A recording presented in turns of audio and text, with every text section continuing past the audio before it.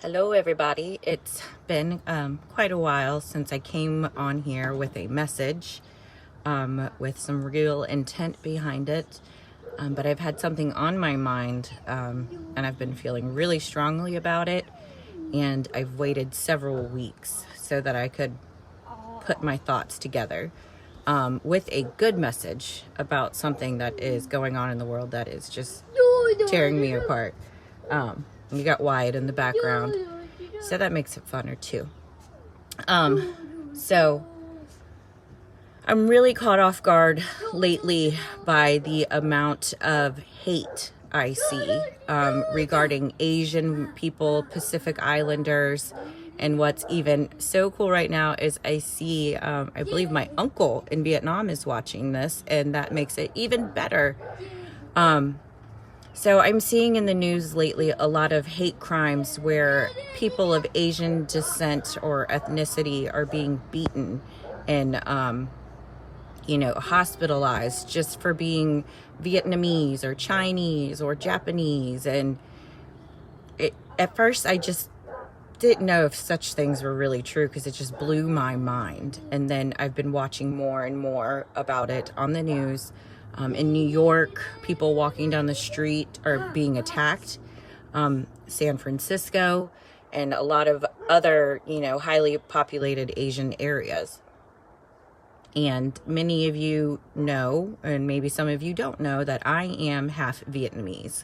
My mother was born in Da Nang, Vietnam. I'm very proud of my background. And so this is like a little bit of a personal story I wanted to share with you guys. I believe I'm very, very fortunate to never really have experienced racism due to my Vietnamese background. The first time I really heard of racism regarding Asians was in the early 90s. My father received orders to move to Pascagoula, Mississippi. I was maybe 9 or 10, so I really didn't understand the concerns, but I remember him saying he was concerned about how his family would be treated in Pascagoula because my mom was Vietnamese and we were half. We ended up not going, so I didn't experience anything. It was just the first time I heard of it. Then the first time I would say I ever really experienced it was only a comment made, and that was when I was 25 years old and someone just made a comment when Emily was born. And I won't get into it, but it was the first time I was like, So I don't understand racism, and usually when I don't understand something, I don't get up and publicly speak about it. But I feel really compelled to speak about this. So I'm going to tell you a story of one of the strongest Vietnamese women I've ever known in my entire life. And then you tell me how you could think anything negative. So this is a story that I'm going to tell you. It's my version of what I remember being told parts and pieces of as a child. But my parents, my dad is Sonny, and my mother's name is Loc. They met in Da Nang, Vietnam during the Vietnam War. And my mom worked in airport security, and my dad was in the Navy at the time, stationed over there. So it is a beautiful love story, but that's not what this message is about. This message is about bravery, and that is the epitome of my mother. She met my father and fell in love, and when my dad was sent back to the United States, my mom kind of just said, oh, hell no. And my mom ran away in the middle of the night from her home in Da Nang and snuck away on a United States, maybe cargo plane or something, and got to the United States to be with my father. And they were back together in New Orleans, and that's where the oldest of the 3 Pruitt girls were born, Lisa. So my mother came and landed in New Orleans, had a child, didn't speak English. My dad was away a lot, and so my mom was in this brand new country with a newborn child.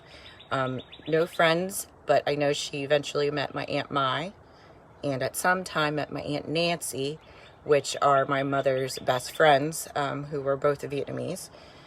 And so I kind of think my mom is a badass in that sense, because I know I suffered, postpartum depression with Emily, and I had a support group. I had everything in the world, and my mom was in a whole new country having a baby and didn't speak a lick of English, really. So as time goes on, my parents had 2 more girls, so there are the 3 Pruitt girls. And my mom did things an amazing way, and, she worked her butt off. She became a United States citizen. I know she took the test. And then I'll tell you, beginning at age 5 for me is when I can remember my mom's battle with cancer starting. I was 5, and she passed away when I was 15.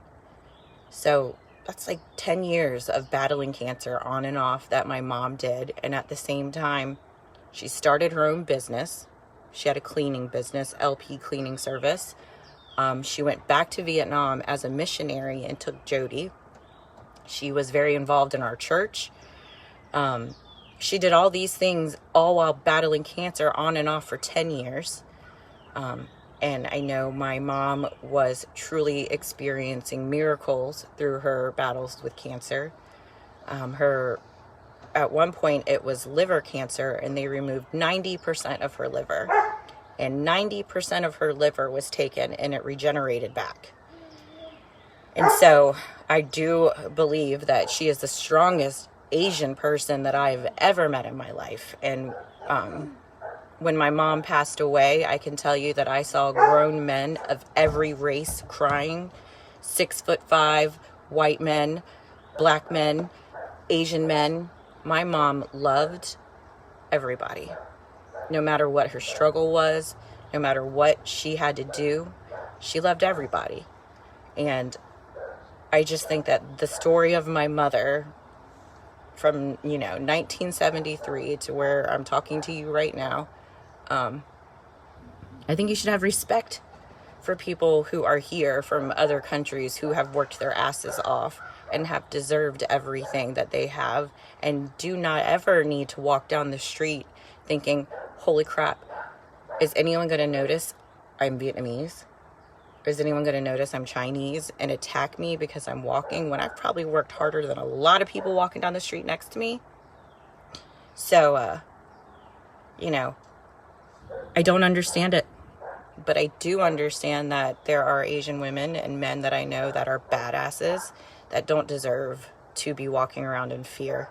And so I hope my story of my mother was interesting to you, and I'll end it at that. So remember to pray for the ones you love and pray for the ones who don't love you, because they need it most. Bye.